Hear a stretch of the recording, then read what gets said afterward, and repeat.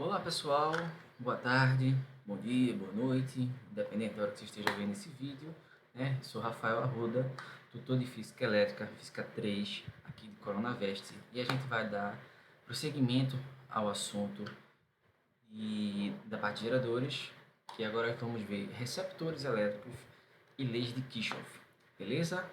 Tudo tranquilo com vocês? Espero que estejam bem em mais uma segunda aí de aulas, mais uma segunda que se inicia, quer dizer, que iniciou mais uma semana, na verdade, né? E é uma semana a menos que a gente tem para se preparar para esse tão aguardado momento que é a prova do Enem, ok? Então vamos lá. Recadinhos básicos que eu venho dando toda a aula, né? Interajam conosco. Esse é o principal recado que eu tenho a dar. Dê um feedback positivo ou negativo. O que vocês estão achando? O que vocês têm dúvida? Veja, eu tô. Já essa, se eu não me engano, é minha terceira ou quarta semana com vocês. Se for quarta semana, já é quase um mês. E apenas uma pessoa veio tirar dúvida comigo. Entendeu? Então, das duas, ou só uma pessoa realmente está interessada, que pra gente já vale, tá?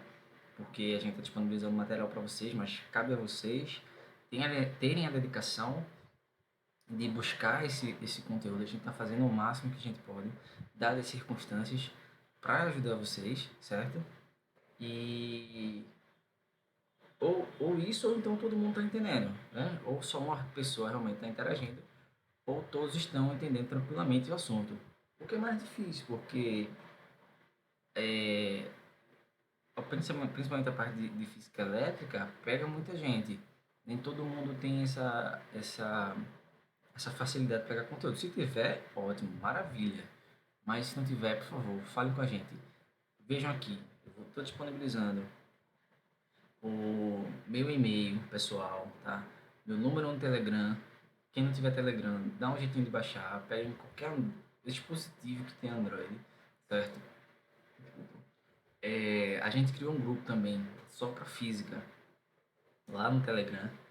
Também eu vou ver se possível deixar o link de, do grupo na descrição do vídeo, ok? Aí no YouTube. Vocês clicarem lá e já entrarem direto no, no nosso grupo Telegram. Lá no grupo Telegram estamos eu, o Pedro e a Samara. Samara, desculpa. Que são os tutores de Física 1, 2 e 3, dispostos a sanar qualquer dúvida que vocês venham ter. Existe um outro grupo, que é um grupo, big grupo lá, que tem os monitores, tá, de física, que é a galera que está 24 horas dispostas, né, disponíveis a tirar dúvida de vocês, né, sobre o que for, né, porque nem sempre eu vou estar, por exemplo, eu trabalho durante o dia, né, inclusive essa aula de hoje que você está assistindo na segunda-feira às 2 da tarde foi gravada no domingo anterior, porque é o tempo que eu tenho livre.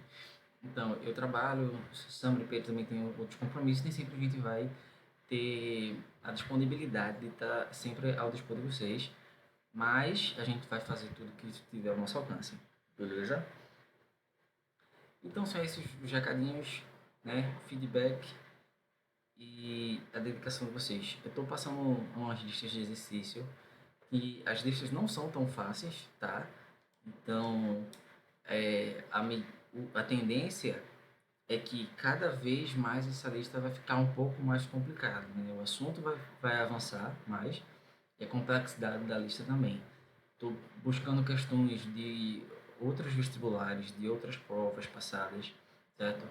Principalmente institutos militares, porque as provas de exatas dos institutos militares, seja ITA, IME, é, EFON, enfim, o que for, a AFA, elas exigem um pouco mais do pensamento dos alunos. E é isso que a gente tem que fazer com vocês, né? A gente tem que pegar vocês e nivelar por cima, ok? Para quando você chegar no Enem, chegar realmente tranquilo. Mas para que a gente consiga nivelar vocês por cima, vocês têm que ter dedicação também, tá? Vocês têm que ter empenho, ok? E aí, parte somente de vocês. Todo mundo é grandinho, não é? A gente não vai estar pegando pela mãozinha e dizer, olha, vem aqui, não sei o que, tal, tal, tal. A gente já está disponibilizando vários conteúdos das mais diversas áreas. Se você for lá no nosso canal, vão ter listas de reprodução do que você imaginar, né? A galera que sabe muito, né? O pessoal que está se dedicando também para vocês, está disponibilizando esse pedacinho do nosso tempo, da semana, do nosso conhecimento para estar ajudando vocês, beleza? Mais uma vez é porque a gente já passou por isso, a gente sabe quanto é difícil, né? Numa época, num período de ser vestibulando, e a gente imagina que é mais difícil ainda quando tem uma pandemia para atrapalhar, ok? Então vamos lá, né? Recadinho dado, vamos partir para os finalmente, beleza? O que a gente viu até agora? A gente viu geradores, conceito de gerador, gerador real, gerador ideal, né? Associação de geradores, beleza? Imagine que todo mundo já tenha sacado os conceitos, né, do que é o gerador. O gerador ele vai transformar uma energia qualquer tipo de energia, né, em uma energia elétrica, certo? Isso é o princípio básico da definição do gerador elétrico, tá? Nessa conversão, idealmente toda energia que tem de entrada, vamos botar assim entre aspas, né? Toda energia capturada, ela é fornecida. Isso no mundo ideal, ou seja, em termos de energia, se eu tenho um gerador a manivela, então toda a energia, né, disposta, vindo daquele movimento mecânico, toda aquela energia ali trabalhada, né, ela vai conseguir ser convertida em elétrica integralmente. Esse é o mundo ideal. No mundo real, a gente sabe que não é assim, tá? Vão ter perdas pelo efeito Joule, né? Da conversão de energia, onde uma parte dessa vai ser dissipada em energia térmica, tá? Por que eu estou frisando isso? Porque o receptor elétrico, ele funciona como sendo o oposto de um gerador, tá? Ou seja, vamos aqui passar. O que é um receptor elétrico? O receptor elétrico é um dispositivo que ele converte energia elétrica em qualquer outra forma de energia não elétrica, que não seja exclusivamente térmica. Tá? Se eu tenho energia elétrica convertida exclusivamente em energia térmica, não é um receptor elétrico. Tá? Pode ser uma resistência, pode ser alguma outra coisa parecida, mas não é um receptor elétrico. Tá? Receptor elétrico você vai pegar a energia elétrica e converter totalmente em outro tipo de energia, mas também pode ser energia térmica. Vamos lá, um exemplo. Quando a gente liga um liquidificador, a gente está convertendo energia elétrica, né, em energia mecânica, né, que vai fazer aquele eixo ali girar, certo? Não sei se vocês já perceberam, mas na base do liquidificador tem um certo tipo de aquecimento. A energia térmica ali também devido ao efeito Joule. O efeito Joule também é presente no receptor elétrico porque também tem uma conversão de energia. Então tem conversão de energia, tem efeito Joule aí na prática, ok? Dos receptores elétricos a gente pode destacar dois tipos, né? O motor elétrico, que é o mais comum, tá? É o que vai ter mais uso, inclusive a título a título acadêmico, né, no caso aí para vocês para a prova. Os exemplos com receptores elétricos vão ser muito mais, né, sobre motores, tá? Ele vai transformar energia elétrica em energia mecânica. Todo tipo de motor elétrico vai ter esse princípio, certo? Nos seus condutores, ou seja, no seu enrolamento, há também uma perda de energia pelo efeito Joule, né? Isto é, energia elétrica transformada em energia térmica. Ou seja, o motor elétrico, comum do liquidificador, vai transformar energia elétrica em energia mecânica e energia térmica. Ok? Esse seria um dos princípios, um dos pontos, né, do receptor elétrico, como motor, tá? Motor elétrico. Há vários tipos de motor, tá? E o outro ponto são o que a gente chama de geradores reversíveis. Ou seja, só pelo nome a gente pode entender que geradores reversíveis são geradores que também podem funcionar como receptores. Vamos lá ver? Ó, aqui, como eu disse, né, são geradores que também podem ter ação de receptores, ou seja, convertendo energia elétrica em outros tipos de energia em uma determinada circunstância. Exemplo. Aqui o exemplo botei. Pilhas e baterias recarregáveis. Pilhas e baterias recarregáveis, como tem aqui na fotinha. Como é que seria a ação dela como receptor, né? No momento que ela está recarregando, a gente viu o princípio da pilha, né? A gente viu o princípio da pilha. E a gente viu o princípio da bateria. A bateria é um aglomerado, né? Uma associação de pilhas, certo?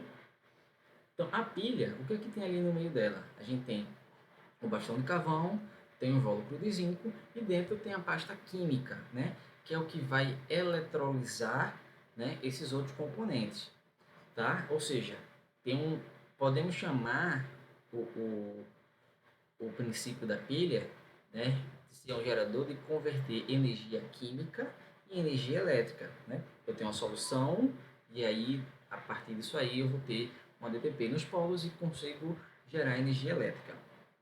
Beleza? No momento que eu estou recarregando essa pilha, né, é aplicada uma energia elétrica nela, certo? Por conta da recarga. E essa energia elétrica faz com que aquela minha carga, a minha carga da energia química, né, comece a se recuperar, certo? Então, estou convertendo energia elétrica em energia química, ok? Do mesmo princípio a bateria, tá?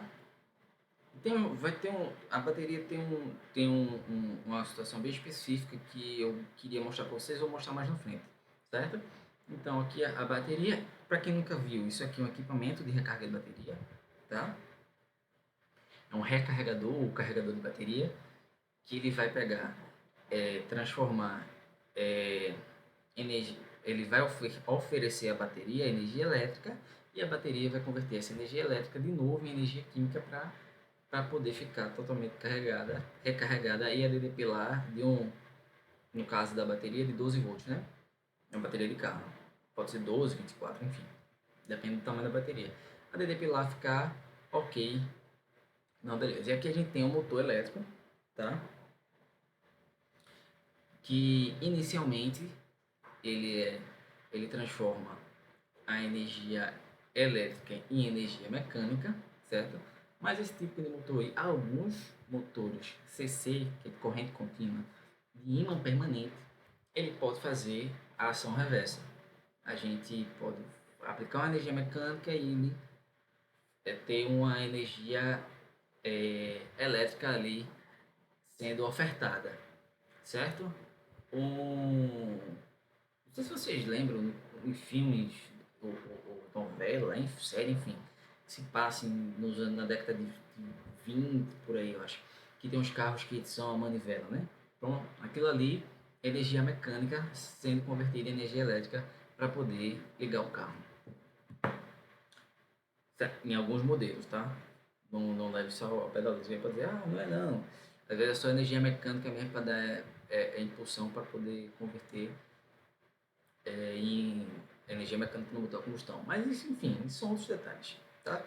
Vamos lá passando, para ver o que tem mais. Beleza, então a gente já sabe que o receptor elétrico ele vai ser o oposto do gerador, ok? Sendo o oposto, o que vai mudar nele no circuito elétrico? Vejam, em todo receptor, a corrente que o atravessa vai do polo positivo, que tem um maior potencial, não é isso? Para o polo negativo, que tem um menor potencial. Ou seja, ele recebe a corrente elétrica pelo polo positivo. A gente falou, né, mais uma vez, que o receptor é o oposto do gerador. No gerador, por convenção, a corrente vai entrar no polo negativo e sair no polo positivo, ou seja, ela vai ter um ganho de potencial nesse sentido, certo? É como se assim, Eu tenho zero, tava aqui, a corrente zero, e aí comecei a converter a energia e ela sai com um potencial maior, né? Isso a gente viu desde a época, na verdade vocês estão vendo, desde a de associação de resistores, né? Que se tem o sentido convencional ali da corrente saindo do menos para o mais no gerador, né? Na fonte, cadê aqui? Na fonte, né? Para alimentar o circuito, certo? O receptor, ele é o contrário, tá? A corrente vai passar pelo polo positivo, entrar no polo positivo e sair no negativo. Indicando o quê? O que quer dizer que é isso aí? Que o receptor, o gerador, ele está fornecendo carga ao circuito. O receptor, ele está consumindo carga do circuito, ok? Isso como é bem interessante a gente frisar, porque a gente vai ver que lá na frente, nas fórmulas, nos conceitos, né, que a gente vai falar da FM, né, vai ser interessante a gente ter isso na cabeça. Que o gerador ele vai fornecer e o receptor ele vai consumir. Se o gerador fornece e o receptor consome, né, eu vou ter um circuito elétrico onde respeita-se o princípio de conservação de energia e de carga elétrica, né? Eu não posso consumir mais do que está sendo ofertado, não é? Ou seja, o que eu tô, o que o que o gerador fornece tem que ser maior ou igual, né, ao que o receptor consome, ok? Vai depender aí do circuito, né, porque tem toda uma questão de balanço. A gente vai ver isso mais para frente, beleza? Então, no sentido da corrente elétrica, ocorrem duas quedas do potencial no receptor. Uma delas pela força contra a eletromotriz, aí eu botei um parênteses aí, ó, na força contra a eletromotriz. A gente ouve muito falar da força eletromotriz, mas o que é a força contra a eletromotriz? Ela é determinada pela transformação de energia elétrica em outra forma de energia, exceto a térmica. Nesse caso da força contra a eletromotriz, não tem, como a gente viu no conceito do receptor, né? Sem ser exclusivamente térmica. Não. Aí ela não converte energia térmica. Não converte. A energia térmica que se tem no processo de conversão é devido ao efeito Joule, né, que a gente vê, considera lá a resistência interna. Ou seja, a força contra a eletromotriz, ela nunca vai transformar a energia elétrica em energia térmica, ok? O que vai gerar energia térmica aí é a resistência interna dentro do receptor, beleza? Do mesmo jeito é a força eletromotriz, ela nunca vai pegar e posso dizer nunca? Agora eu estou pensativo agora. Ela nunca vai pegar energia térmica, a força eletromotriz especificamente não vai converter energia térmica em elétrica, tá? Não tem essa conversão. Porém, há geradores térmicos que vão pegar a energia térmica e converter em energia elétrica, né? Ou seja, como tem as termoelétricas, o que pelos calores, né? Enfim, se usa o calor envolvido ali para movimentar certas turbinas. E é essas turbinas, né, girando, é que vão gerar a energia elétrica. A termoelétrica em específico, ela converte energia térmica em energia elétrica. Mas o gerador ali, o princípio que vai fazer essa transformação de fato, é uma energia mecânica que vai gerar a energia elétrica. Mesma coisa são as hidroelétricas, né, que aproveita a queda da água para girar uma turbina, né, um motor lá do gerador e ele vai converter energia mecânica em energia elétrica. Ok? Fixem isso muito bem na cabeça de vocês. Aí o exemplo que eu dei da força contra a eletromotriz é tipo no liquidificador, a força contra a eletromotriz, né? Esse valor é que é responsável pela rotação do eixo. Beleza? Sim, aí tem duas perdas. A primeira é pela força contra a eletromotriz, tá? E a segunda é pelo efeito Joule, ok? Entenda que a força contra a eletromotriz ela é de fato um fenômeno que acontece oposto, né? De encontro à força eletromotriz. A FCM, né? Ela é o oposto da FM, ok? Efeito Joule, tá? Aí, a queda de potencial determinada pelo efeito Joule é dada pelo produto R vezes I, ok? A TDP, né, em cima dessa resistência interna. A gente sabe que é uma convenção essa resistência, né? Não quer dizer que de fato ela exista, tá? Desse modo, a DDPU, que é a DDP entregue, no caso de um receptor, essa DDPU não é a DDP entregue ao sistema, porque não vai entregar energia ao circuito, né? Ele vai consumir. Então, essa DDPU é energia consumida pelo receptor elétrico, tá? Então, essa energia consumida, ela vai, vai contabilizar a força contra a eletromotriz, que consome energia do circuito, tá? E a perda do efeito Joule, certo? Que seria o meu ponto de dissipação térmica, ok? Então, onde a gente tinha no gerador que U era DDP útil, né? Que era igual a força eletromotriz menos a perda pelo efeito Joule, aqui a força contra a eletromotriz também é uma perda, certo? E a minha DDP útil, a DDP útil do receptor, ou seja, a DDP que ele de fato usa, não é a DDP que ele consome, é a própria força contra a eletromotriz. Vocês estão conseguindo entender isso? A função do gerador é fornecer, certo? Quando o gerador fornece, né, esse processo ele tem uma perda de dissipação térmica pelo efeito Joule, ou seja, a força eletromotriz dele não consegue ser entregue de toda forma, por completo, que é o intuito do dispositivo, tá? Por isso que o U, né, lá, a DDP útil, ela vai ser menor do que a força, do que a força eletromotriz, tá? Aqui, nesse caso, é o contrário, tá? Porque a gente está falando de receptor. Qual é o intuito do receptor? É consumir carga, certo?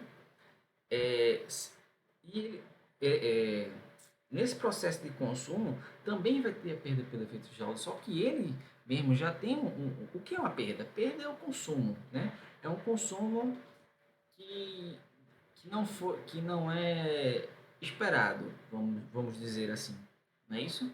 E a força contra a eletromotriz é o consumo esperado, o efeito Joule é o consumo não esperado, certo? Como eles estão consumindo, qual é o intuito dele, do receptor? É pegar essa carga, né, que, vamos dizer assim, é condizente para ele, é benéfica para ele, e transformar isso num outro tipo de energia. Esse outro tipo de energia não tem nada a ver com o circuito, entendeu? Não vai acrescentar em nada no circuito, até porque a gente está falando de circuito puramente elétrico, ok? Então, nesse caso aí, eu tenho que meu U vai ser menor, desculpa, o U vai ser maior que o Epsilon, certo? Por quê? O conceito vai ser o mesmo. A DDP útil, não, desculpa, não vou usar essa comparação, não vai confundir a cabeça de vocês. Mas vamos lá, o U é a carga que ele está consumindo, o receptor está consumindo. E a força contra a eletromotriz, né, é o que de fato ele utiliza. Tá? Por isso que a força contra a eletromotriz é chamada de DDP útil. Ok? E aí, essa DDPU é como se fosse um dispositivo passivo, como um resistor normal, medida entre os terminais, ok? O receptor é dado pela soma dessas quedas potencial. Então, aqui eu tenho um gráficozinho, aqui se tem um certo U, tá? Chegando, né? Quando a corrente passa pelo receptor, tá? Tem a queda do epsilon, que é a força contra a eletromotriz consumindo a carga que ela precisa, certo? E depois tem a perda pelo efeito Joule, beleza? que aí é uma dissipação térmica. Ficou um pouquinho confuso, mas se vocês não entenderem, né, mandem lá no, sei lá, comenta no vídeo, manda no e-mail, fala no grupo do Telegram, entrem no grupo do Telegram, pelo amor de Deus. E aí a gente tem a curva característica do receptor elétrico, certo? Vamos lá. A DDPU dos terminais do receptor é tanto maior quanto maior a intensidade da corrente, o que se explica tendo em vista o aumento da queda de potencial na resistência interna do receptor. Essa lógicazinha aqui, se vocês estão lembrados da curva característica do gerador, né? Lá no gerador, quanto maior se aumentava a corrente, né? Menor era a DDP útil. Faz sentido, a força eletromotriz não mudava, é isso? Eu aumentava a corrente, então a minha DDP útil, que era o resultado de uma subtração, ia diminuindo. Ok? Aqui não. Aqui, quanto mais eu aumento a corrente, também maior vai aumentar o meu consumo de carga. Tá? Então, eu vou ter sempre mantendo essa linearidade. No gerador, como eles eram investimentos proporcionais, né? A reta tinha um desenho aqui, ó, decrescente, tá? Onde o U, sendo a DDP útil sendo igual a zero, era justamente na corrente curto-circuito do gerador, tá? Aqui, eu posso passar qualquer tipo de corrente. A corrente de curto-circuito não vai ser tão interessante para mim. Os ensaios de circuito aberto e circuito fechado, tá? No ensaio de circuito aberto, eu vejo que o quê? Que no mínimo eu vou ter U igual a epsilon, beleza? Ou seja, a carga que o gerador, desculpa, que o receptor vai consumir do circuito vai ser igual à força contra a eletromotriz dele, beleza? Aqui eu consigo no ensaio de circuito aberto. Mas no ensaio de curto-circuito, como a corrente é muito alta, e eu estou sempre falando de carga, né? Meu U aqui, a DDP de consumo, não vai ser zero. Então, eu não vou ter dois pontos, mais dois pontos aqui para fechar o ângulo θ, né? Isso aqui vai seguir linearmente a partir do epsilon, ok? E como a gente já tinha visto antes também, né? Tangente θ é igual a R. Esse R aqui é a resistência interna. Então, em algumas questões, pode ser que tenha questão sobre curva característica, vão ser dados dois pontos, tá? Vai ser traçada reta, dado dois pontos, ok?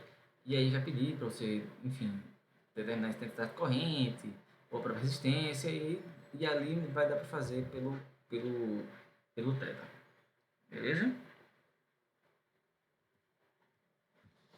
Vamos lá. Agora que a gente sabe o que é um receptor na prática e o que é um gerador, estamos quase 30 minutos, chegamos na metade. Vamos fazer aqui o circuito gerador-receptor, beleza? Se eu venho no circuito elétrico, o gerador-receptor, a imagem dele é basicamente a mesma, não é isso?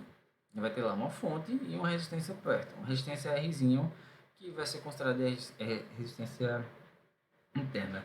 Quando eu vou saber que é gerador e quando eu vou saber que é receptor? Vê, nesse exemplo aí, eu botei, ó, a corrente I, ela atravessa o aparelho 1, o aparelho 1 é o que está entre esses dois polos, tá? Aparelho 2 tem entre esses dois polos. A corrente I atravessa o aparelho 1 pelo polo negativo e sai pelo polo positivo. Ela está saindo pelo polo positivo. Se ela está saindo pelo polo positivo, ela está entregando um alto potencial, ok? Tudo que está entregando alto potencial, gerador, beleza? Se está saindo pelo positivo, eu estou deixando algo a mais. Então, estou entregando algo circuito, gerador. Já na corrente, no aparelho 2, ó, a corrente I ela vai atravessar pelo polo positivo e sair no negativo. Então, se ela está saindo no negativo, vamos entender que houve um consumo daquela carga. Ou seja, eu estou subtraindo energia, entre aspas, né, subtraindo carga do circuito. Se o aparelho subtrai carga do circuito, ele é receptor. Beleza?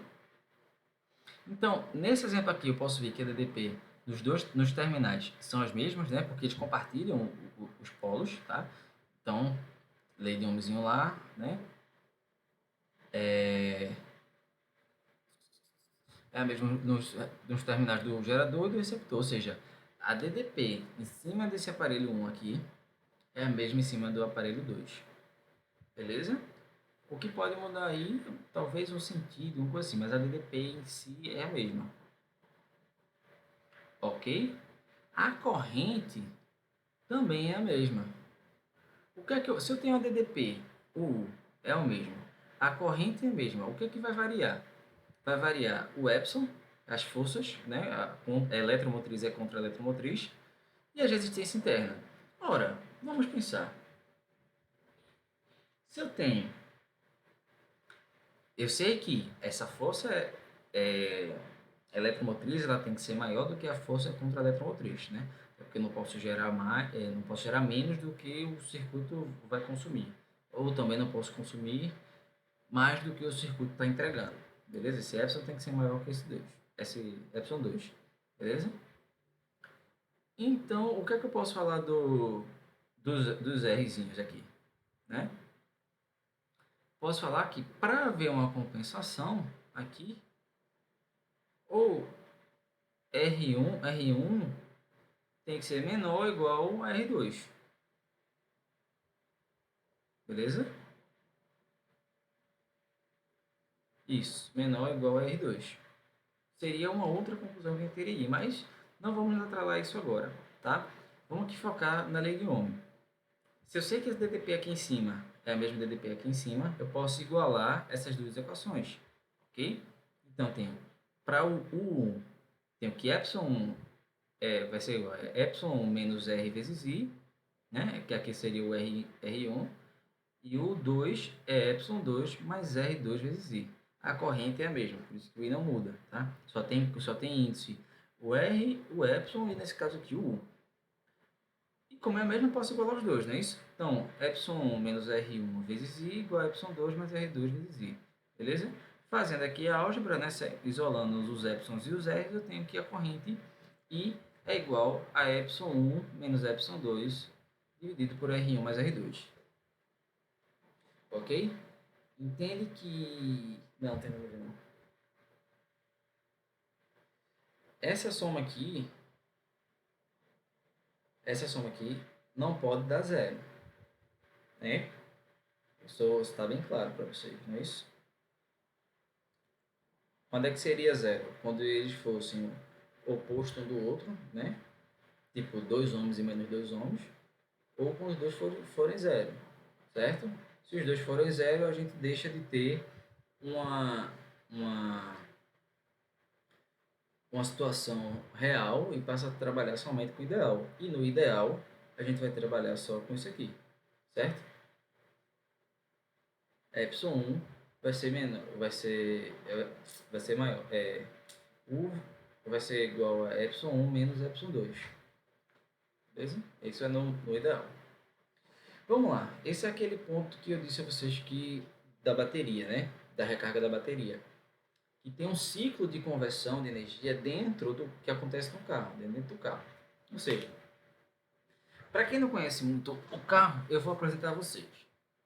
Pessoas, aqui é uma bateria, certo? Pessoas, aqui é um motor de partida ou motor de arranque, ou enfim, motor que vai sair do canto, entendeu? Esse aqui é um motorzinho a combustão, tá? E esse aqui é o chamado alternador. Qual a função de cada um? Bateria, ela vai ter carga, vai entregar energia elétrica. Motor de arranque, ele vai servir para ligar o motor a combustão. O motor a combustão vai andar com o carro e o alternador vai ligar a bateria.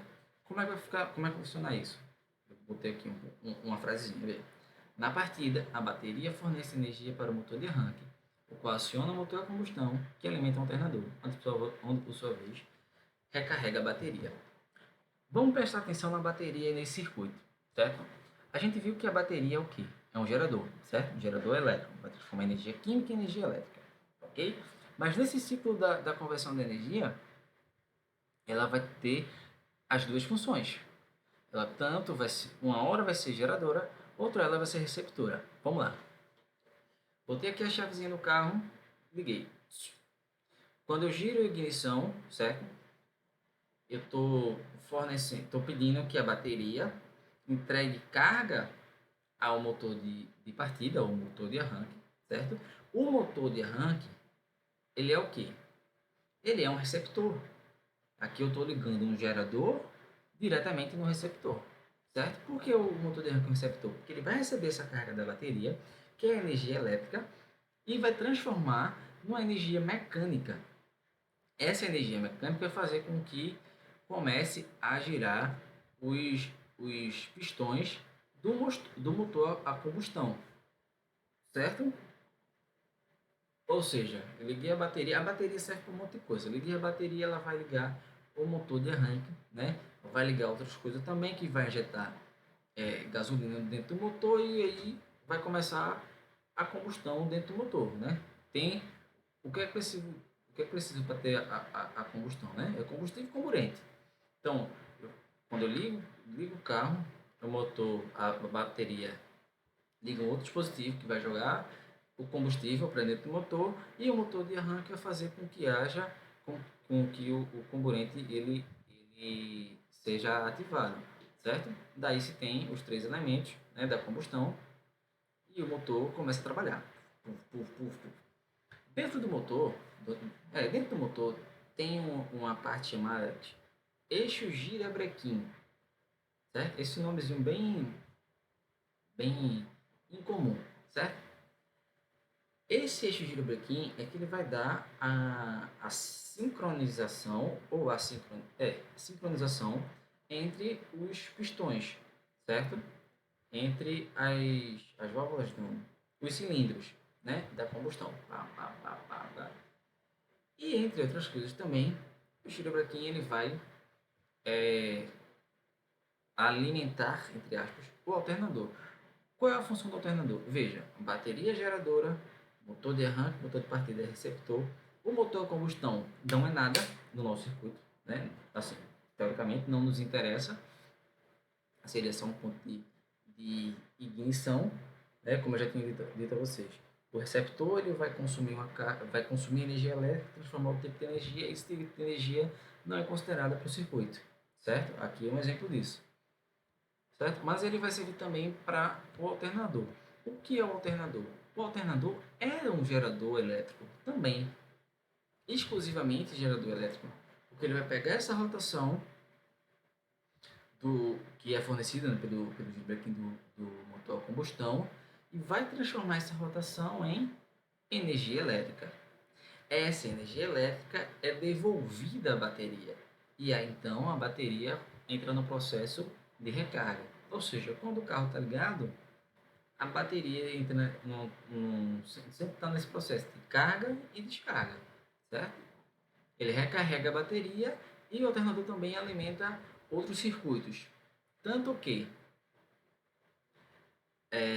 depois que o carro é ligado, você pode tirar a bateria que o carro vai continuar funcionando normalmente. Porque depois que ele passa por esse ciclo aqui, porque ele está apontando na tela, como você vê assim, depois que ele passa por esse ciclo aqui, que chega no alternador, o alternador está gerando, o alternador já fornece energia para o carro, né, para os outros circuitos do carro tranquilamente. E aí pode seguir viagem à vontade. Inclusive ele recarrega a bateria também, tá? Esse aí é o ciclo de consumo de energia no carro. Então, para você ver que é possível sim que um gerador ele também seja o receptor, né? Um exemplo prático disso. O gerador ele pode ser também somente um gerador, certo? E o receptor ele vai fornecer energia elétrica para outro tipo de energia, né? Consumir energia elétrica que não tem nada a ver com todo esse circuito. É como se aqui fosse um caminho e aqui fosse outro, mas por coincidência eles se encontram, beleza? Aí eu tenho o circuito gerador, resistor, receptor, certo? Então, bem exemplo da outra vez, eu vou botar um resistor aqui no meio, eu tenho o aparelho 1, que é um gerador, né? Aqui, ó, entrando negativo, saindo positivo. Eu tenho o aparelho 2, que é um receptor, entrando no positivo, saindo no negativo, está consumindo, certo? E um resistor aqui no meio dos dois, tá? O gerador é um aparelho, né? FM é 1, resistência R1, é receptor, tem uma posição, FSM é 2, resistência R2, resistência resistor é R, pá. A DDP líquida fornecida ao restante circuito é U igual a ε1 menos ε2. Vamos lá, a DDP líquida, ou seja, um DDP útil que o circuito pode utilizar, fornecida ao restante do circuito. Qual é o restante do circuito? Eu tenho um aparelho 1, tenho um aparelho 2, o restante do circuito é esse aqui, né? R somente. Não pode ser? Veja, se eu tenho um aparelho 1, tenho um aparelho 2, a gente já viu que idealmente, né, o que sobraria seria só a força eletromotriz menos a força contra-eletromotriz, até porque não consigo consumir mais do que está sendo oferecido. Então ele vai restar algo para ir, né, no restante do circuito. E justamente esse algo vai ser consumido pelo resistor R. Então se a gente usa a lei de Ohm, né, esse resistor R, estou botando resistor aqui, mas pode ser qualquer tipo de resistor e também uma associação resistiva, tá? Usando o idioma, eu sei que a DDP em cima desse R ou de uma resistência equivalente, né? R vezes I, tá? R total. Também disse que a DDP aqui no restante do circuito é ε1 menos ε2. Fazendo isso aí, a gente acha a fórmula de linha da corrente ε1 menos ε2 dividido por R, ou seja, a resistência equivalente a uma resistência total do circuito, do restante do circuito, mais as resistências internas. Beleza? Vamos agora para o garotinho chamado Kirchhoff. Gustav Robert Kirchhoff. Esse distinto senhor, né, simpático, que nos deu artimanhas incríveis na hora de resolver circuitos elétricos médio para complexos, certo? A associação de resistores é uma coisa muito gostosinha, muito bacana, mas é muito fácil, né, minha gente? Quero ver quando ele começar a botar uns caminhos tronchos aí, como é que a gente vai fazer. Então, quis ter essa ideia. Ele se baseou na lei de Ohm e no princípio de conservação da carga elétrica, tá? Para criar essas regrinhas, essas leis, na hora da gente analisar um circuito, ok? Ela foi formulada em 1845, são baseadas no princípio da conservação da carga elétrica e no fato de que o potencial elétrico tem um valor original após qualquer percurso em uma trajetória fechada, um sistema não dissipativo. O que eu quero dizer com isso? A gente sabe que na conversão e na recepção vai ter a perda pelo efeito Joule, certo? Né? Tem uma dissipação térmica. Quando a corrente atravessa o resistor, né? Ele ali gera, junto com o potencial, ele gera também, meu Deus, gera também uma energia térmica em cima dele, beleza? Mas a gente parte do princípio que, do fato, não é um princípio, é um fato, que tudo isso aí está sendo considerado, certo? Todas essas cargas, todas essas energias estão sendo consideradas, tá? Então, como eu falo assim, numa trajetória fechada, ou seja, num circuito elétrico fechado, né? Eu consumo tudo que eu consigo, que eu entrego, entendeu? Ou seja, estou entregando X, ao longo do percurso, tudo aquilo ali vai ser consumido, ok? Não vou nem perder mais, nem botar mais, tá? Então ele criou dois conceitos, o conceito de nó, ou junção, como eu prefiro chamar, e o conceito de malha. Uma junção, um nó, aqui, ó, é um ponto no circuito que une dois ou mais condutores, certo? Eu posso dizer, vou botar aqui, eu posso dizer que isso aqui é um nó. Posso dizer que isso aqui é um nó? Não, porque aqui eu tenho um dispositivo no meio. Mas aqui, ó, entre o aparelho 1 e o aparelho 2, eu não tenho nada no meio. Eu estou unindo ele aqui, então posso juntar isso aqui num nó, chamado de nó ou junção, tá? Ou seja, eu estou juntando aqui os polos dele. Você já deve ter percebido isso na parte de associação resistiva em paralelo, né? Já a malha é qualquer caminho fechado de um circuito ou de um condutor. Beleza? Então, se a gente tem. O que é que a gente faz em associação resistiva? A gente tem um circuito lá estrondoso, a gente resume aquilo ali a uma malha, querendo ou não. Quando a gente acha a resistência equivalente e bota em série com a minha fonte, né, ali eu estou fazendo uma malha. Então o que ele fez foi, em vez de eu fazer, sintetizar tudo aquilo ali, que às vezes não vai ser tão fácil, não é tão simples, eu já trabalho aquilo ali como sendo pontos isolados.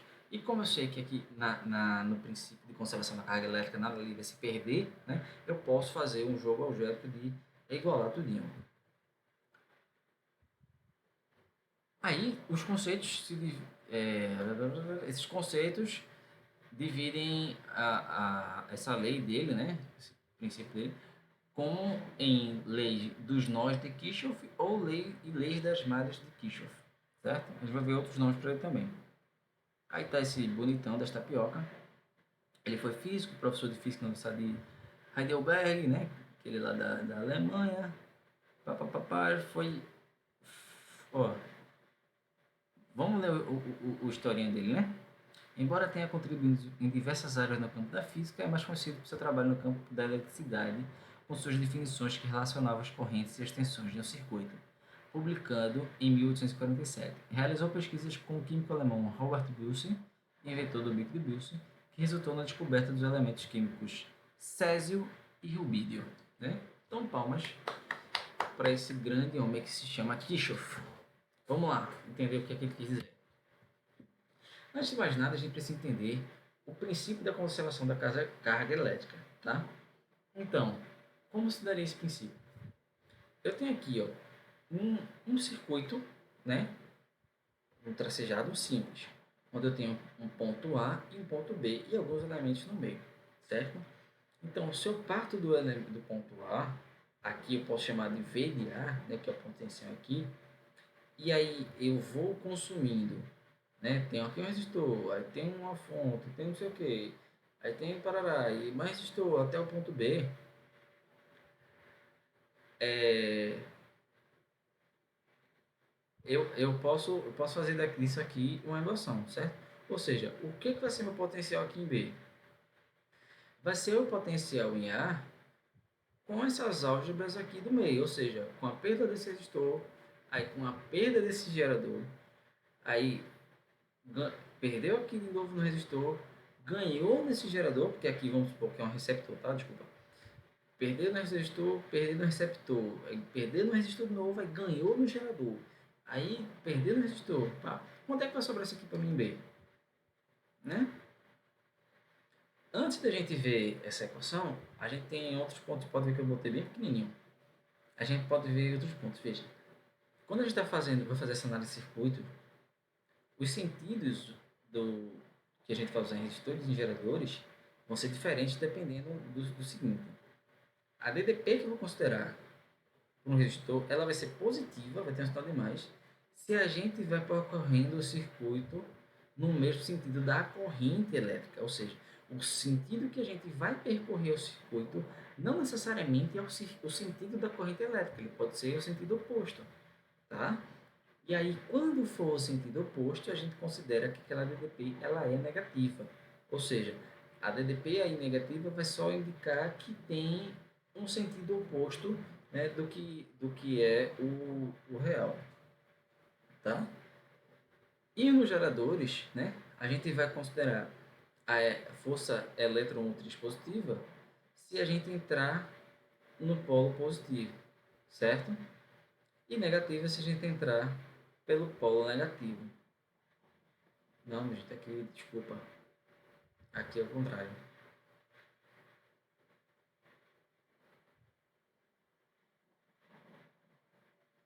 Aqui eu vou considerar positivo se a gente entrar pelo polo negativo. E negativo se eu entrar no polo positivo. Porque se eu estou entrando no polo negativo, aquilo ali é um gerador, não é isso? Se é um gerador, ele vai contribuir para gerar carga para o circuito, né? Para esse trajeto. E no caso do receptor, a gente entrando pelo polo positivo e saindo negativo, né? A gente está fazendo o consumo daquela carga, ou seja, realmente é para é para subtrair a carga, uma DDP daquele ali, né? No caso aí, a força controladora motriz. Aqui, ó, observe que esta conversão para fim não depende do sentido da corrente do circuito, mas sim do sentido do percurso sobre o ramo, né? Para os geradores receptores, não se deve multiplicar sua fim pela intensidade de corrente, né? A intensidade de corrente só vai valer na lei de Ohm, né? Fim já é a DDP mesmo, não é isso? Então aqui, seguindo aqui esse princípiozinho, a gente tem que VA, né? O, o, como é que eu posso igualar VA e VB aqui, né? Vou ter VA, aí vou ter a perda no resistor, certo? Porque na verdade aqui essa formulazinha foi colocada ao contrário. Porque aqui era o seguinte, aqui seria, é isso mesmo, seria VA é igual, aí eu estou percorrendo aqui no sentido da corrente elétrica, né? Se eu estou percorrendo no sentido da corrente elétrica, isso aqui é positivo. Então, 5 vezes I, aí, eita, passei aqui no mais 12. Ah, eu que me vi aqui errado, né? Botei aqui no mais 12, então, estou entrando aqui no mais 12. Então, é mais epsilon, beleza? Estou entrando pelo polo positivo. 5 vezes I, mais 12, mais 3 vezes I, menos 18, mais 14 vezes I, né? Mais VB. VA ia ser igual a tudo isso aí. Eu peguei toda essa parte aqui que não tem nem VA nem VB e joguei pro primeiro lado da equação. Então, tudo saiu mudando de sinal, certo? E foi burrice minha, porque eu podia simplesmente ter pego aqui VB e passar já VA. Enfim, tá confuso, mas tá explicado, certo? E espero que vocês tenham entendido. Vamos atentar isso aqui, ó. A convenção do sentido não necessariamente quer dizer que é o sentido da corrente. Aqui foi que coincidiu, certo? Para gerador e receptor, não multiplicar pelo I. Isso é só para resistor por conta da lei de Ohm. Beleza? Então aqui, VA, que é o potencial, é A, vai ser igual a 5 vezes I, mais 12, mais 3 vezes I, menos 18, mais 14 vezes I, mais VB, certo?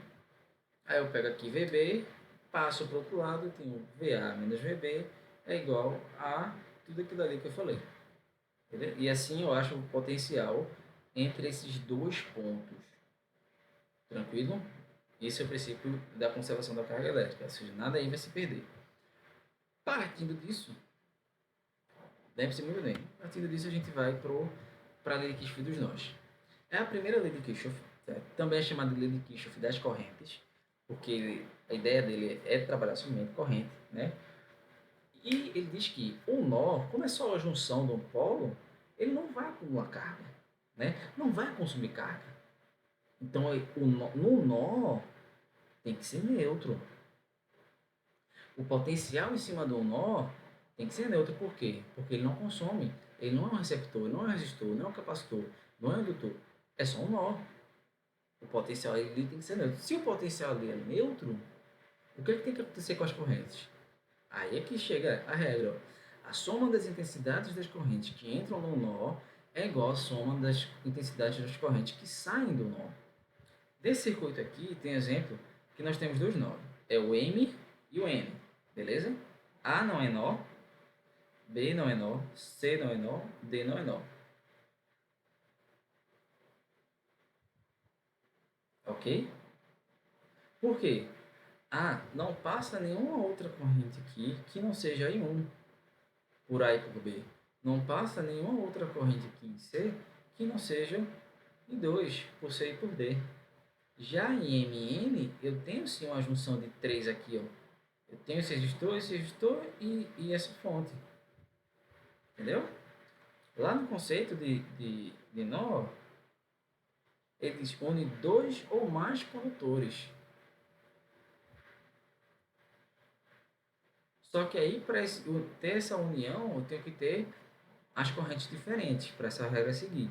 Se eu tenho a mesma corrente, não tem sentido fazer essa regra, né? Então, no circuito, a gente tem dois modos. Se a gente aplicar a lei dos nós em ambos, a gente vai ter a mesma equação. Se a gente pega aqui em 1, eu vou ter que, em M, e 1 mais I2 é igual a 3. Ou seja, a soma das correntes que entram é a mesma soma das correntes que saem. Só está saindo 3. Se eu chego em N, eu tenho a mesma coisa. I3, que é a que entra, é igual a I1, que é a que sai, e I2 é a que sai. Ou seja, a mesma equação. Ok? E lei de Kirchhoff das malhas. A segunda lei de Kirchhoff, e também chamada lei de Kirchhoff das tensões, certo? Por quê? Quando eu observo a malha, eu observo as DDPs que estão ali incluídas. Do mesmo jeito que é no princípio de conservação da carga. Aqui eu só estou vendo DDP, ok? E diferentemente da lei dos nós só vejo corrente, certo? É uma regrinha que vai ser de grande ajuda para a gente identificar a corrente. Porque quando a gente, em certas questões, quando a gente consegue distinguir as correntes, ou F uma corrente total, ou V uma corrente específica, né, a gente já consegue ter outras ideias para isso aí. Mas o principal é a lei das malhas, tá? Ela é baseada no princípio da conservação das cargas elétricas, né? E ela diz o seguinte: a soma algébrica das variações de potencial encontradas nos elementos do circuito ao percorrermos uma malha fechada tem que ser igual a zero. É a mesma coisa que eu pegar isso aqui, ó. Cadê? Aqui. Se eu pego isso aqui, eu passo o VB para o outro lado, só VB para o outro lado. Só VB aqui para o outro lado. Isso aqui vai ser igual a zero, né? Não é igualdade? Então essa soma aí tem que ser igual a zero. É aqui em cima. Essa soma aí tem que ser igual a zero, né? O somatório dele é igual a zero. Então a gente pega aqui o exemplo da malha da direita, certo? Se a gente aplica a regra da malha percorrendo no sentido horário, que é o sentido mais fácil, mais comum de se trabalhar, tá? Partindo da posição M, o que é que a gente vai ter? A gente vai ter menos 18, lembra lá aqui, ó, da regrinha. Cadê a regrinha aqui, ó? Vai ser menos epsilon se entrar no aparelho pelo polo negativo. Eu que me bananei ali na equação e acabei confundindo vocês também. Aí, ó, cadê, ó? Menos 18. Aí passou menos 14. Por quê? Porque o sentido da corrente aqui, ó, é o contrário do sentido que eu estou fazendo a malha. Então, quando o resistor passa a corrente está no sentido contrário da malha, eu boto a DDP dele negativo, certo? Menos 14 vezes 2. Aqui, menos 5 vezes 2. Aqui em 3 também vai de encontro ao sentido, né, da malha, certo? Menos 3 vezes 2. Cheguei ainda de novo, tudo isso é igual a zero. Então eu tenho que menos 19 e 2, menos 3 e 3, menos 18 igual a zero. Se eu aplico esse mesmo princípio aqui, partindo de B, eu vou ter, aqui é meu sentido, né? Então é mais 10 e 1, mais 10 e 3, mais 12, mais 5 e 1, tudo isso igual a zero, certo? Se eu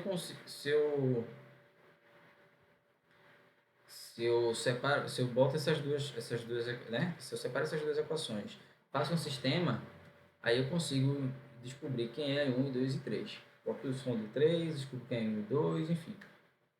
Dá tranquilo. Ok. Bem, pessoal, é isso. A aula, estamos quase do dobro do tempo aí, né? 1 hora. Espero que vocês tenham entendido. Se não entenderam, por favor, entre em contato com a gente para tirar dúvida. É super importante. Beleza? E estamos aí com vocês, né? O que vocês precisarem. Isso aí. Ah, tem uns exercícios bacaninha, do nível já um pouco mais elevado, lá no Google Classroom. Pode ir lá e dar uma conferida, dar uma praticada, que é super importante. Isso aí, vocês treinarem, beleza? Então, até semana que vem. Semana que vem a gente vai focar mais em questão, né? Já dei muito conteúdo teórico. Agora a gente vai dar uma focada mais em questão. E tamo junto.